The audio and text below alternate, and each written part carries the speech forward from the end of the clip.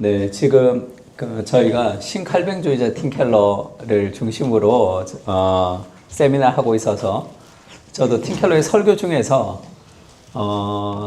신칼뱅주의자 팀 켈러의 설교를 좀 분석하면 좋겠다 생각을 좀 했습니다. 그래서 신칼뱅주의가 뭐냐 하면 신칼뱅주의가 우리가 19세기 아브라함 카이퍼, 바빙크 이렇게 체계화된 개혁 신학 운동인데 그것이 켈빈주의가 주로 개인과 경건과 교회에 머물렀다면 신칼뱅주의는 그 복음을 사회와 문화와 정치와 학문이라는 전 영역으로 확대시킨 거를 신칼뱅주의라 그러죠. 그냥 어떤 교리보다는 조금 더 넓다고 해야 될까요? 제가 오늘 저희 아내한테 더워서 재킷을 안 입고 강의해도 될까? 그렇게 물었더니 신칼뱅주의니까 괜찮지 않겠어요? 이렇게 얘기하더라고요. 뭔가 좀 신칼뱅주의는 조금 더 넓은 그런 의미가 좀 있는 것 같습니다. 그래서 오늘 이 복음, 아주 오래된 고전적인 칭이라는 복음을 어떻게 학문과 정치와 영역 안에서 적용할 수 있는가를 중심으로 좀 살펴보면 좋을 것 같아요. 그리고 팀 켈러가 그러면 이 문화에 대해서 어떻게 이해를 하는지를 보면 좋은데 오늘날의 한국 기독교가 제일 약한 게 이 문화에 대한 이해가 아닌가. 아까 우리 이춘성 목사님 강의하실 때도 팀 켈러가 그 10년 동안 그 문화에 대해서 찰스 테일러 책이나 그런 제임스 헌터나 이런 사람들 만나서 공부했던 과정이 있었다 이렇게 얘기했습니다. 대부분의 오늘날 문화는 문화 전쟁이라고 그러죠. 이원론적으로 생각하는데 팀 켈러가 문화 안에는 다소 맹신적인 담론, 그러니까 하나님과 어긋난 어떤 문화적 신념이 있다는 거죠. 그럼에도 불구하고 하나님의 진리를 보여주는 일반 은총은 성령께서 주시는 거죠. 일반 은총도. 그래서 왜곡됐지만 진리의 파편들이 있습니다. 그러니까 그러면 문화에 대해서 어떻게 이해를 해야 되냐면 두 가지 얘기를 하죠. 하나는 비판적 향유, critical enjoyment. 문화를 비판하지만 또 그 안에 있는 은혜의 요소들을 향유할 수 있어야 되고 적절한 경계가 있어야 되는 이 두 가지를 가지고 문화 안에 있는 잘못된 것을 도전해주고 그 문화 안에 있는 갈망을 진정한 갈망이신 하나님으로 연결시켜주는 그런 작업을 하고 있습니다. 그래서 팀 켈러의 설교를 이 세 단계로 좀 나눌 수 있는데요. 먼저 이 문화 안에 있는 잘못된 우상을 좀 드러내주는 게 필요하고요. 그러니까 복음의 장애물을 제거하는 것, 그리고 이제 그리스도 중심적으로 복음을 선포하는 것, 그리고 오늘 좀 얘기하고 싶은 것은 그 복음을 적용하는 거죠. 삶에. 그 고전적 칭의를 삶으로 적용하는 방식. 이 세 가지가 팀 켈러의 설교의 중심이 되고 있습니다.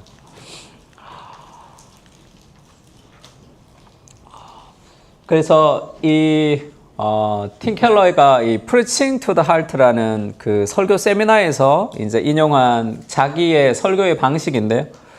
그러니까 이 설교자의 텍스트, 그러니까 A죠. 이 성경 본문에서 그 다음에 B, 저자의 메시지까지 가는 것을 성경 주해라고 하죠. 성경 텍스트에서 성경 저자의 메시지, 그것은 정보 전달식, 주해식 설교가 되겠죠. 그 다음에 AC는 텍스트에서 그리스도의 성취로 가는 것을 근거 없이 알레고리죠. 빨간색 나오면 무조건 그리스도. 알레고리적 설교라고 합니다. 그러면 A에서 D로 가면 다윗이 용기를 냈구나. 그러면 용기 있는 사람이 되어야 되겠구나. 이렇게 설교하면 그것을 이제 교훈적 설교 이렇게 되겠죠. A에서 적용으로 바로 가니까. 그 다음에 텍스트에서 주해를 했고 그 주해에서 그리스도의 성취까지 가면 A, B, C가 되면 그걸 구속사적 설교라고 얘기합니다. 그리스도를 드러내는. 그리고 A, B, D 이 주해를 하고 적용을 하면 조직 신학적 주해 설교 정도 되겠죠. 그리고 A, B, C, D 이걸 구속사적 적용 설교. 텍스트에서 메시지로 그리스도가 성취했고 그리고 그것을 적용하는 것을 구속사적 적용 설교라고 얘기하는데 팀 켈러는 자기의 설교를 A, B, D, C다 이렇게 얘기합니다. A, 텍스트에서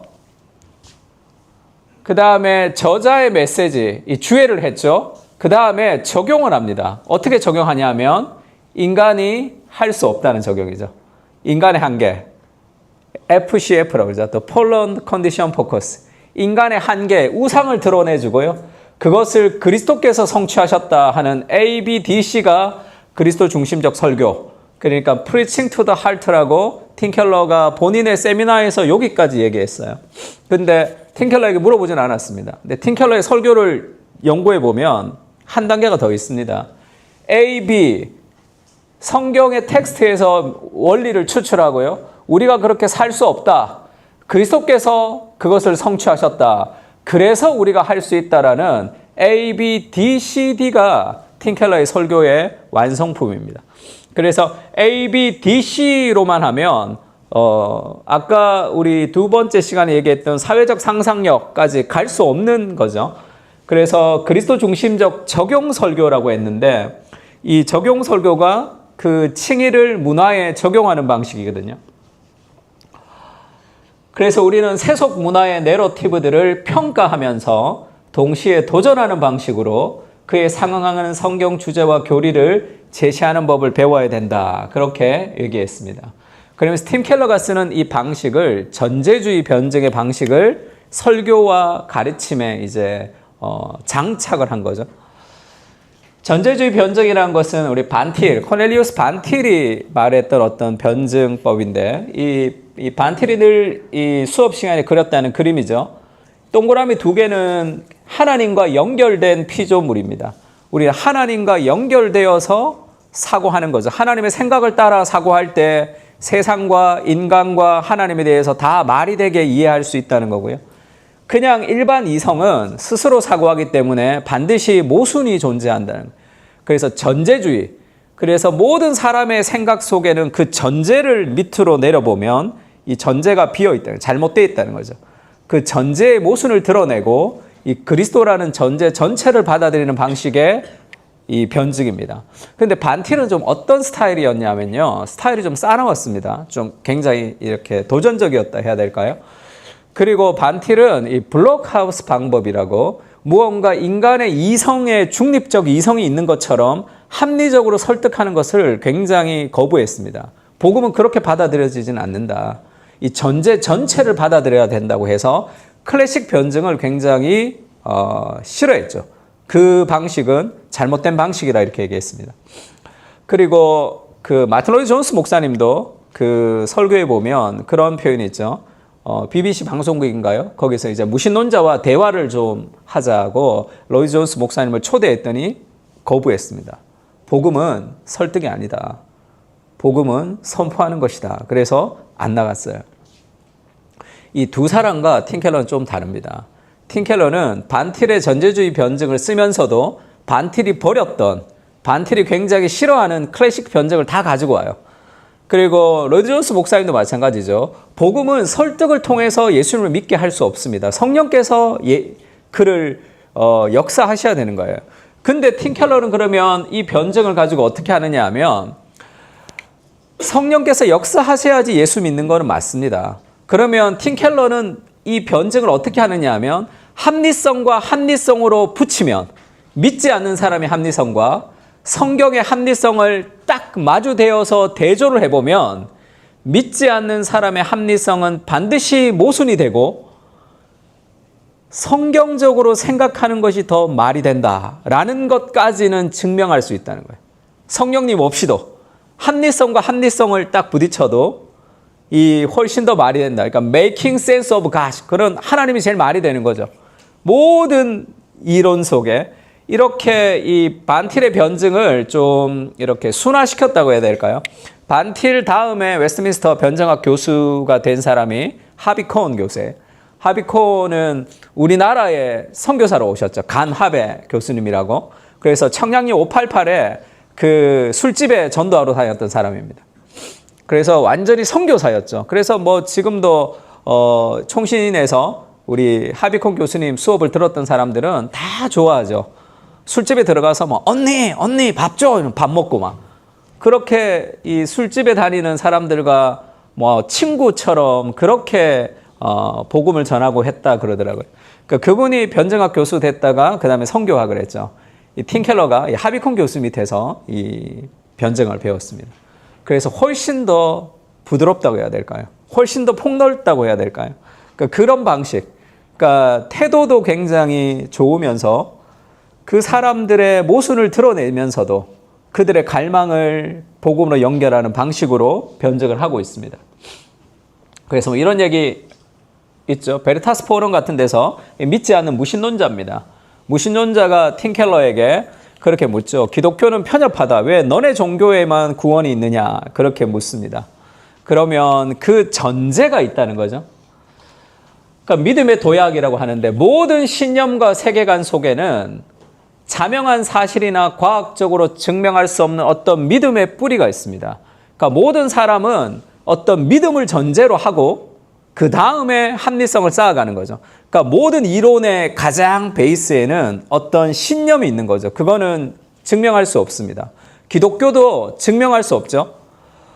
하나님 있는 거 증명해봐. 그러면 그래 증명이 안 됩니다. 그래 하나님 없는 거 증명해봐. 그것도 증명이 안 돼요. 다 믿음입니다. 무신론도 믿음, 유신론도 믿음이죠.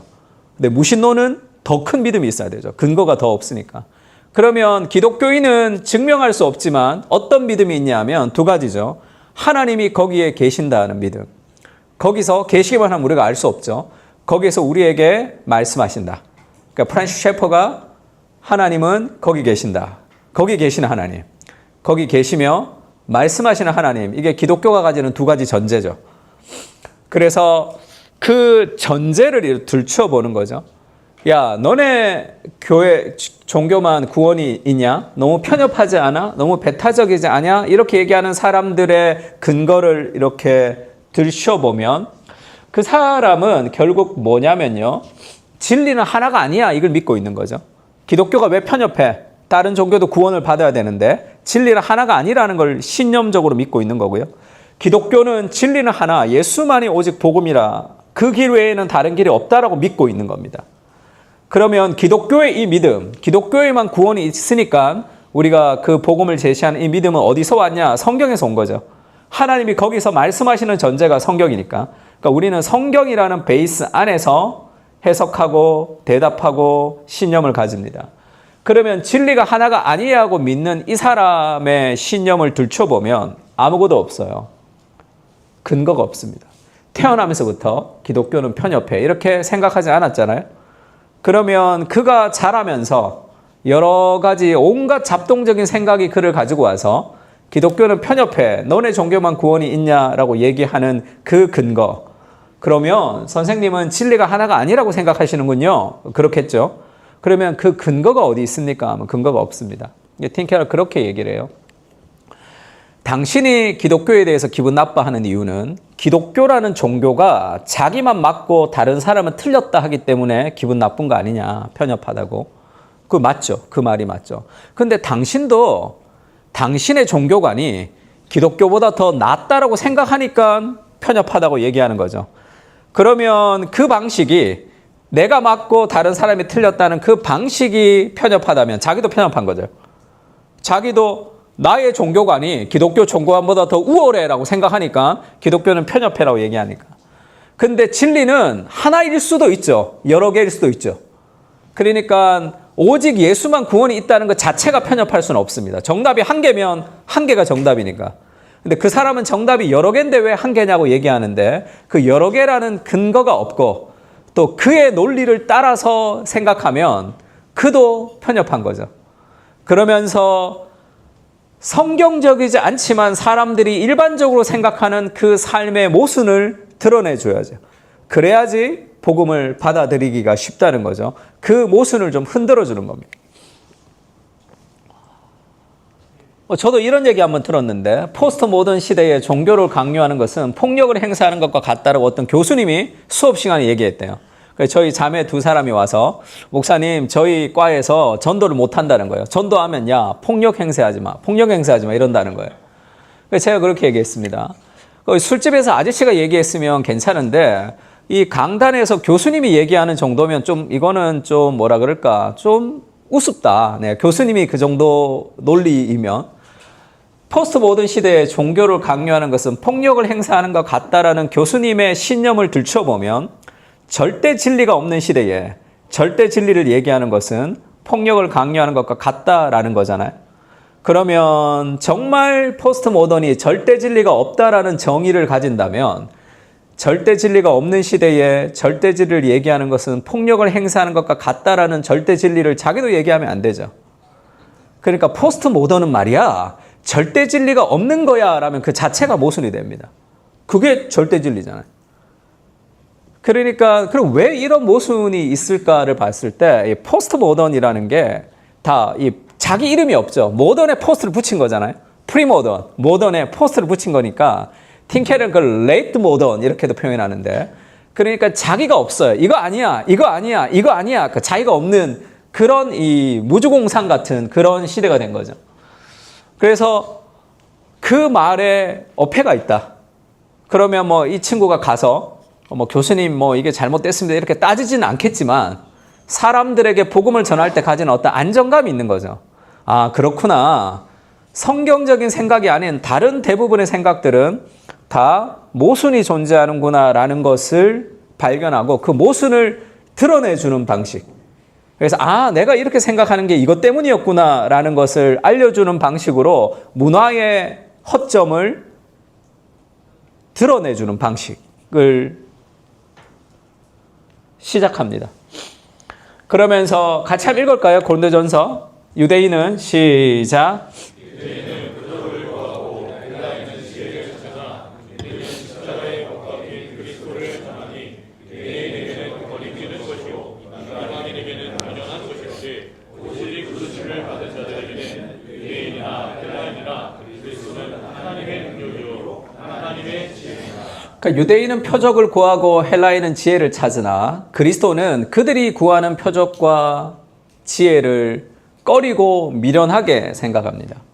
근데 정말로 그들이 찾는 표적, 능력과 지혜는 그리스도 안에 있다. 이제 그렇게 얘기를 하는 거죠. 그러니까 다시 얘기하면 유대인은 표적을 찾고 헬라인은 지혜를 찾는데 오늘날의 사람들은 사랑과 돈과 성공을 찾습니다. 근데 그리스도는 그들이 찾는 사랑과 성공과 돈을 주진 않아요. 근데 그들이 사랑과 성공과 돈을 찾는데 궁극적으로 그들이 찾는 것은 사랑과 성공과 돈이 아닙니다.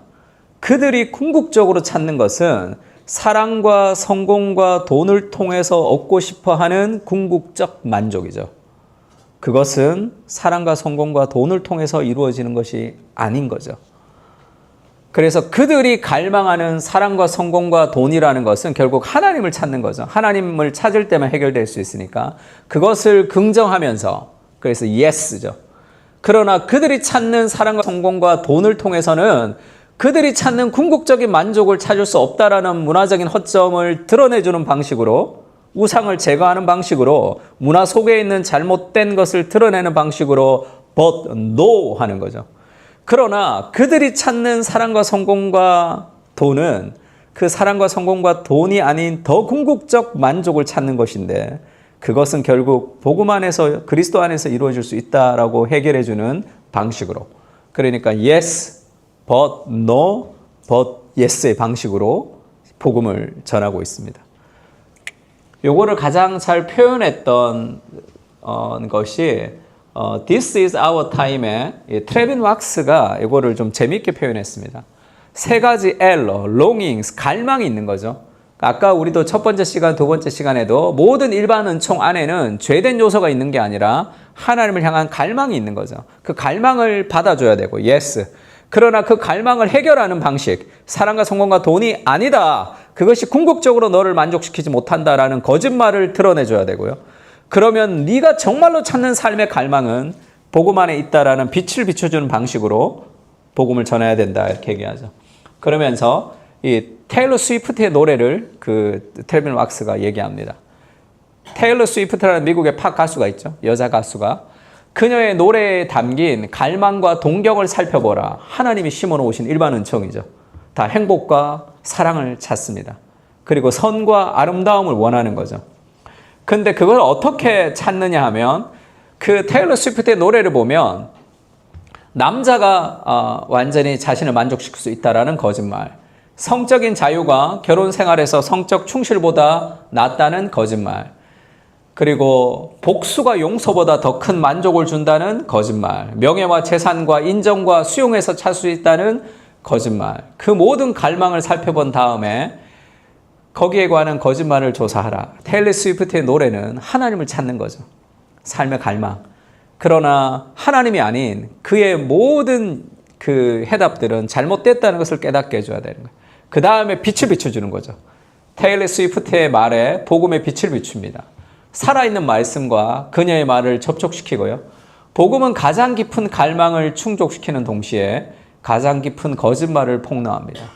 그토록 원하는 사랑과 인정은 복음 안에서만 채울 수 있는 것인 것을 알려주는 방식으로 복음을 전해가는 거죠. 문화 속에서, 그 문화 속에 있는 갈망을 yes 하면서, 그러나 그들이 추구하는 방식으로 그 갈망을 해결할 수 없다는 방식으로 no 하면서 그 우상을 드러내주고, 그럼에도 불구하고 그들이 찾는 진정한 갈망은 복음이라는 것이 사랑과 성공과 돈을 주지 않지만 그것을 통해서 얻고 싶어하는 궁극적 만족이 그리스도 안에 있다는 방식으로 그 복음과 그리스도를 그 삶과 적용시키는 거죠. 그러니까 팀 켈러가 자주 얘기하는 말 중에 The gospel changes everything 이런 표현이 있습니다. 이걸 팀 켈러의 설교에 적용해 보면 The gospel, 복음이죠. 그건 칭의입니다. 은혜로 구원을 얻는 이 구원이 everything, 모든 삶의 영역에 changes, 접목시켜줘야 되는 그 방식이죠. 그것 때문에 이 문화에 대해서 분석하고 문화에 대해서 적용하는 방식으로 설교를 하는 거죠. 그래서 그렇게 우리가 할 수 없고 우리가 할 수 없지만 그리스도께서 행하셨던 그 복음이 어떻게 우리에게 적용되는지를 보여주는 방식으로 지금 설교를 하고 있습니다. 그래서 팀 켈러의 설교는 지금 이 그리스도 중심 설교를 얘기하는 시간은 아니지만 팀 켈러의 설교는 흔히 얘기하는 구속자적 설교하고도 다르고요. 그리고 브라이언 채플이나 에드먼드 클라우니가 얘기하는 그리스도 중심 설교하고도 다릅니다. 그리스도 중심적 적용 설교죠. 그 적용 설교가 그리스도 안에서 연결되는 것이 신칼뱅주의자로서의 팀 켈러를 제일 잘 드러내는 방식이라고 생각합니다. 그래서 그리스도 중심적 적용을 센터 처치의 90페이지에 보면 The Gospel Changes Everything 이라는 파트에서 낭만과 우울, 사랑과 인간관계, 성, 가정, 자기관리, 인종과 문화, 전도, 기쁨과 유머, 다른 계층에 대한 태도라는 이 모든 삶의 everything에 The Gospel, 예수님이 너를 구원했다는 칭의가 여기에 갖다 붙으면서 변화를 일으키는 거예요. 모든 삶의 영역에 아주 옛날 캐캐묵은 전통의 칭의가 온갖 삶을 변화시키는 걸로 등장하는 거죠. 그래서 팀 켈러의 메시지는 복음의 재발견이다 이렇게 얘기 많이 하죠. 또 교회사를 보면 모든 시대의 부흥은 다 칭의의 부흥입니다. 칭의의 재발견이에요. 그것을 현대로 연결시키는 방식을 이루어 보고 있습니다. D.A. 카슨도 그렇게 얘기하죠. 고린도전서는 복음이 어떻게 태도나 정신기강, 인간관계, 문화 상호작용들의 광범위하게 변혁을 일으키는지를 반복적으로 보여주고 있습니다. 바울의 서신은 대부분 간단하게 두 단계로 나누죠. 복음이란 무엇인가? 그리고 그 복음으로 어떻게 살아야 될 것인가? 그러므로 형제들아 하면 그러므로는 그 앞에 있는 로마서 1장부터 11장을 다 포함하는 거죠. 복음을 가리키고 복음으로 어떻게 살아야 될 것인가가 고린도전서에도 그대로 나온다는 거죠. 송사의 문제, 그 다음에 갈등의 문제, 다른 삶의 모든 문제를 바울이 어떻게 해결합니까? 복음으로 해결한다. 바울이 고린도 사람들을 향해 삶의 모든 영역에서 복음이 작동돼야 함을 반복해서 강조한 것처럼 오늘의 우리도 동일하게 그래야 한다. 이렇게. 그러면서 팀 켈러의 설교 중에 이 모든 성경에서 그리스도를 설교하라라는 이 데니스 존슨이 편집한 책이 있습니다. 이게 헷갈리는 게 원래 모든 성경에서 그리스도를 설교하라라는 영어 제목에 에드먼드 클라우니 책이 있어요. 다함 출판사에서 번역을 했는데 이거는 그 책이 나오기 전인데 제목도 다른데 모든 성경에서 그리스도를 설교하라는 이 제목을 그냥 뺏어가 버린 거예요. 그래서 굉장히 우리를 헷갈리게 하는데 그래서 모든 성경에서 그리스도를 설교하라라고 제목을 붙이질 못해서 제목을 좀 바꿨습니다. 다음 출판사에서 나오는 거는.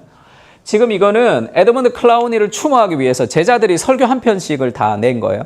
그 중에 팀 켈러가 낸 설교 제목이 아무도 사랑하지 않는 여인이라는 그 레아를 중심으로 한 설교를 냈습니다. 그때 팀 켈러가 그 설교에서 이렇게 얘기해요. 에드먼드 클라우드에게 그리스도 중심 설교를 배웠다는 거예요. 근데 실천하기가 어려웠다는 거죠. 9년 동안 구약 성경을 설교하면서 본문에 충실하면서도 동시에 현실에 관련된 방식으로 본문에서 예수 그리스도를 설교하기라는 어려운 문제와 씨름했습니다. 심지어 예수님이 특정 본문의 주제를 어떻게 성취하셨는지를 이해할 수 있다 하더라도 그리스도가 성취하셨다는 것을 알아요. 근데 so what? 뭐 어쨌다고요 그게. 예수님이 드러냈어요. 이 구약의 본문은 그리스도를 가리키는 것입니다 라고 선포했어요. 뭐 어쩌라고 그게. 나랑 무슨 상관이 있습니까? 거기서 끝나면 구속사적 설교가 된다는 거예요. 그러니까 신학교 교수가 아니죠. 팀 켈러는 목사입니다. 그러니까 특정 본문 주제를 어떻게 성취했는지를 이해할 수 있다 하더라도 여러분은 그 본문을 어떤 식으로 적용하시겠습니까? 이거 한 단계가 더 있어야 되는 거죠. 그죠? 이정규 목사님 주로 이렇게 통화 자주 하는데 친해서 농담 많이 합니다. 그러니까 그리스도 중심적 적용이 힘들어서 계속 서로 얘기하거든요. 그래서 시간교회 사람들 있을 때도 그렇게 얘기했어요. 시간교회 이정규 목사님 교회에서 설교하려면 이 설교자도 힘들다. 이 목사님이 그리스도 중심적으로 설교해야 되기 때문에. 그런데 교인들이 그리스도 중심 설교를 너무 좋아한다고 들었다는 거예요.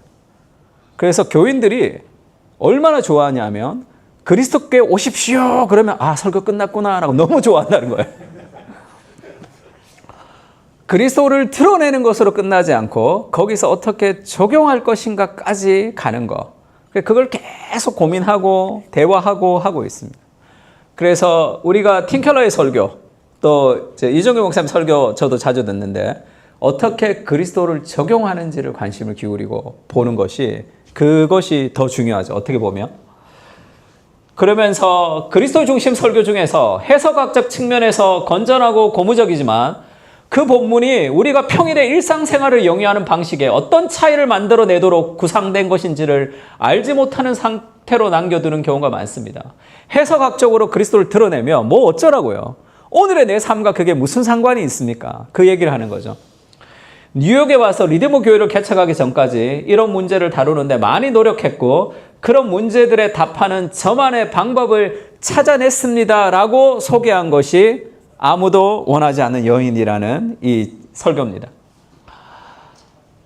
창세기 본문인데요. 레아는 시력이 약하고 라헬은 곱고 아리따우니 할 때 시력이 약하다는 게 눈이 약하다 이 뜻은 아니겠죠. 왜냐하면 레아는 시력이 약하고 라헬은 시력이 좋더라 이랬으면 모르겠지만 라헬은 곱고 아리따up다는 것의 반대니까 시력이 약하다는 것은 곱지도 않고 아름답지도 않았다는 거예요. 많은 사람들이 관심을 두지 않는 그런 좀 매력이 없는 여자였다. 그렇게 얘기합니다. 그러면서 첫 번째 대지를 인간은 같이 한번 읽어볼까요? 시작. 팀 켈러의 설교를 연구할 때 대지를 좀 잘 살펴볼 필요가 있습니다. 대지가 성경에서 어떻게 나왔는지 설교를 잘한다는 것은 좋은 대지를 만든다는 거죠. 그러면 이 본문에서 어떻게 대지를 만드는 것이고 이 대지가 문화의 내러티브를 어떻게 드러내는지를 공부하면 굉장히 도움이 됩니다. 인간은 진실한 사랑을 찾으려고 강한 열망을 갖습니다. 그것이 인간 안에 있는 예스죠. 열망. 야곱이 라헬을 위하여 7년 동안 라반을 섬겼어요. 그를 사랑하는 까닭에 7년을 며칠같이 여겼더라. 그런 강한 열망을 가지고 인간은 진실한 사랑을 찾으려고 노력하죠. 자기 평생에 엄마와 아버지의 편애를 통해서 정말 사랑받지 못한 삶을 살았기 때문에 이것이 구원이라 여겼을지도 모릅니다. 그러면서 이 어네스트 베커의 죽음의 부정을 가지고 옵니다. 왜 이걸 가지고 올까요? 문화의 내러티브를 드러내주고 싶은 거죠. 그래서 일반 서적들을 많이 가지고 옵니다. 어네스트 베커는 예수 믿는 사람이 아니에요. 죽음의 부정에서 그렇게 얘기합니다. 현대인들에게 더 이상 하나님이 없다면 어떤 방법으로 하나님을 채우냐는 거죠. 이제 이 모든 인간 안에는 종교의 씨앗이 있기 때문에 하나님 없으면 뭐로 채워야 되죠. 현대인들이 제일 먼저 취하는 방법 중에 하나는 로맨틱한 해법입니다. 내면 깊은 곳에 본질적으로 필요한 자존감을 인간은 사랑의 대상에서 찾으려고 하는 거죠. 사랑의 대상은 우리의 삶을 채워줄 신적 이상이 됩니다. 영적, 도덕적 요구가 이제 그 한 사람에게 집중되죠. 한마디로 사랑하는 상대가 곧 하나님이 됩니다. 사랑의 대상을 하나님의 주의로 격상시켜 결국 우리가 얻으려는 것은 무엇인가? 그것은 구원이라는 거죠. 그래서 오늘날의 현대인들은 이 사랑의 대상에게 구원을 찾습니다. 하나님의 권위를 주는 거예요. 그러면 하나님이 아니기 때문에 하나님이 줄 수 있는 완전한 사랑을 줄 수 없습니다. 그래서 늘 실망하고 좌절하게 되는 거죠. 그 관계성에 있어서. 영광의 무게에는 이런 표현이 있거든. C.S. 루이스 같이 한번 읽을까요? 어떤 책이나? 시작.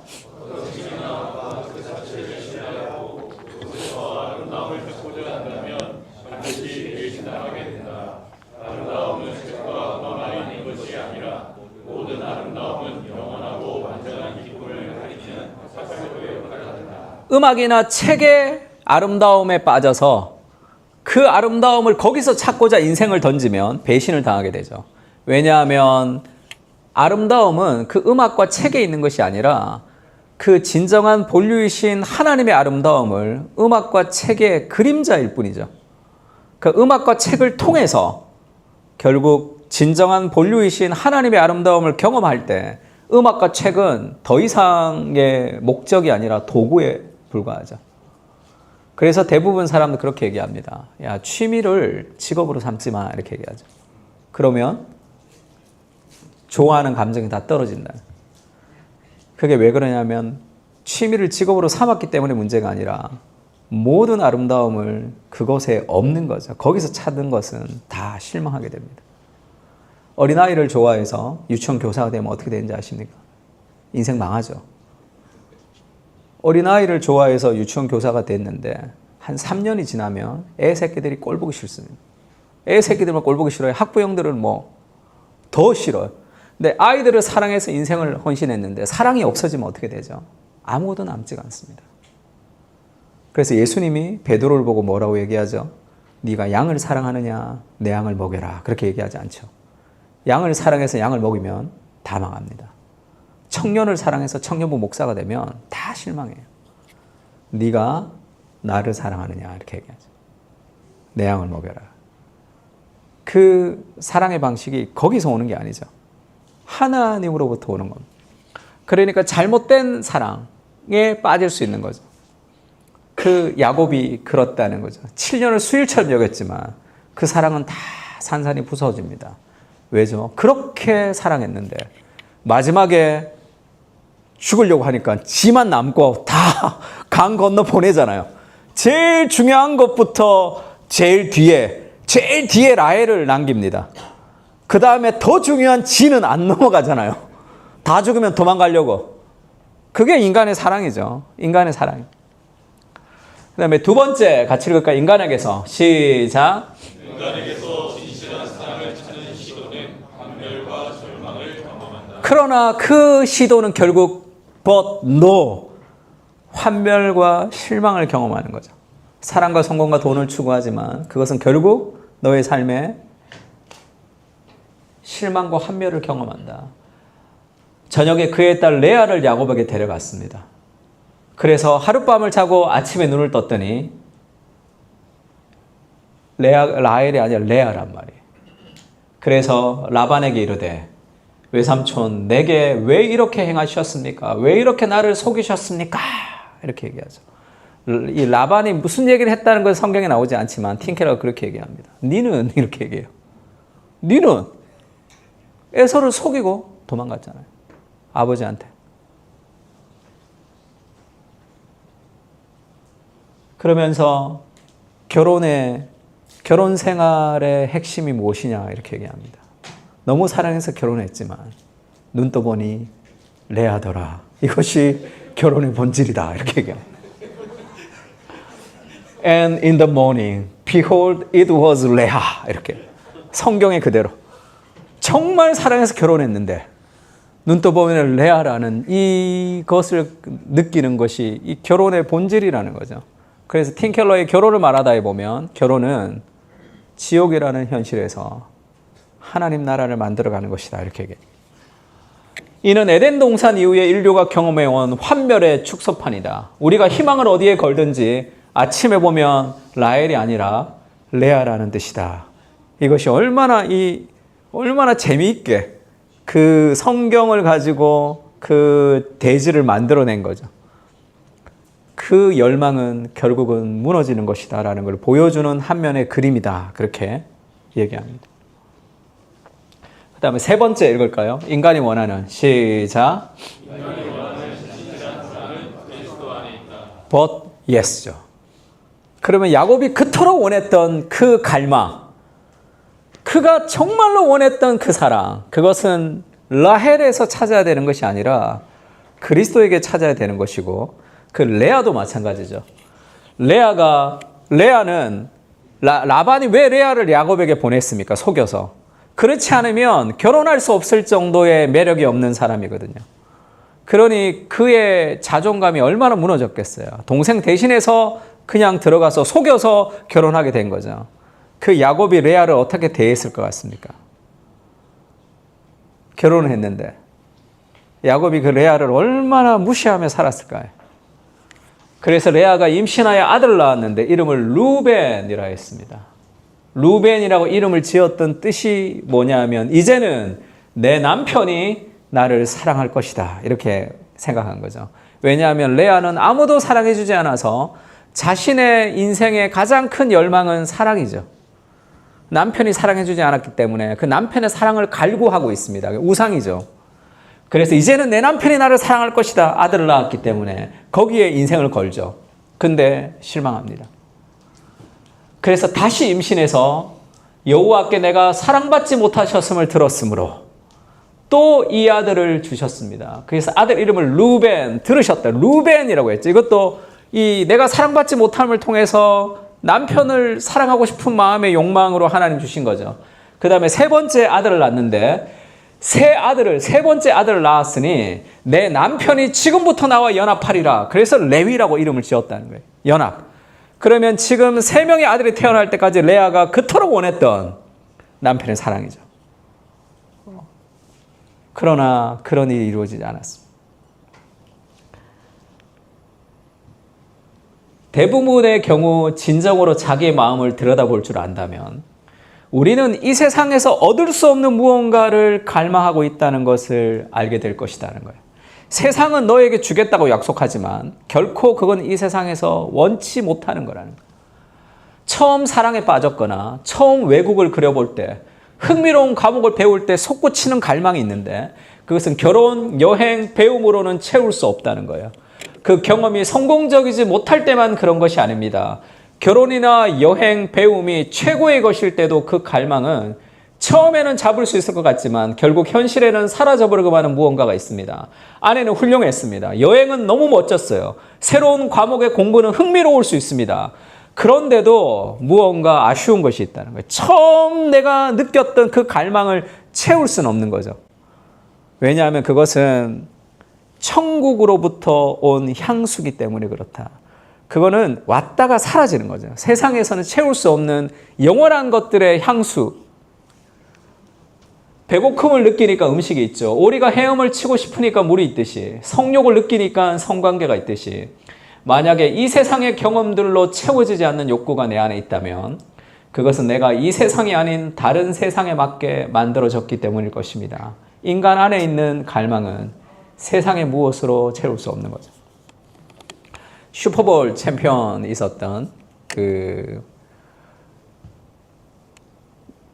사람 있죠. 네? 제가 갑자기 이 뇌가 멈춘 것 같은데. 네. 슈퍼볼 10번이나 우승했던 아주 유명한 그 쿼터백이 있었죠.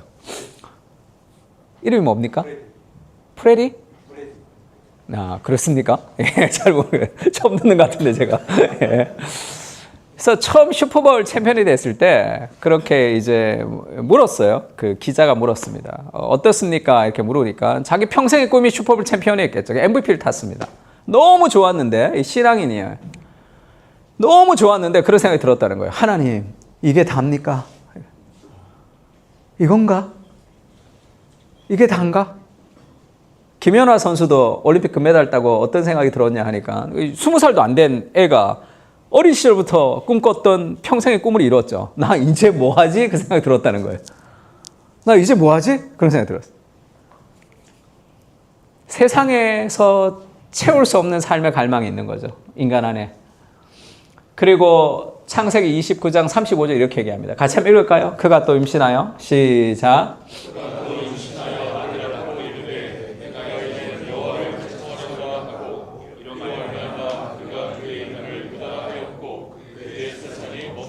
유다, 예수님이 유다로부터 유다의 자손으로 태어나죠. 그래서 유다가 좀 특별한 것 같아요. 그래서 또 아들을 낳아서 유다를 낳을 때는 그전에는 남편이 나를 사랑하리로다 라는 거기에 인생을 걸었는데 내가 이제는 이라는 이 단어를 소환합니다. 이제는 삶의 방향이 바뀐 거죠. 사랑의 순서가 바뀌었다는 거예요. 어거스틴이 죄를 disorderly love라고 그랬죠. 사랑의 순서가 바뀐 거예요. 하나님보다 더 사랑하는 대상, 그것이 우리를 노예로 삼습니다. 내가 이제는 여호와를 찬송하리라. 그 하나님을 가장 사랑하는 거죠. 그러니까 제가 이 본문을 가지고 결혼하지 않은 사람들도 있죠. 결혼하지 않는 사람의 진정한 연인이 되시는 그리스도, 또 결혼한 사람의 진정한 배우자가 되시는 그리스도를 진정한 배우자로 삼을 때만 남편과 아내를 더 사랑할 수 있는 거죠.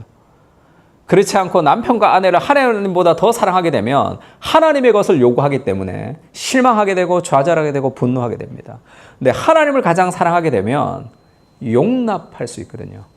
하나님이 아닌 사람에게 하나님의 것을 구하지 않아도 되기 때문에. 저희 아내한테도 제가 늘 그렇게 얘기합니다. 여보, 나는 당신의 진정한 신랑이 아니야. 이렇게. 실망시켜도 이렇게 미안하지 마. 진정한 신랑이 아니야. 너무 많은 것을 기대하지 마. 이렇게. 그리스도가 없었다면 우리 결혼 생활이 어떻게 됐겠습니까? 레아가 사랑의 순서를 바꿨다는 거예요. 아무도 원하지 않았던 여인이지만 그를 통해서 메시아의 어머니가 됩니다. 그게 하나님의 방식, 복음의 방식이죠.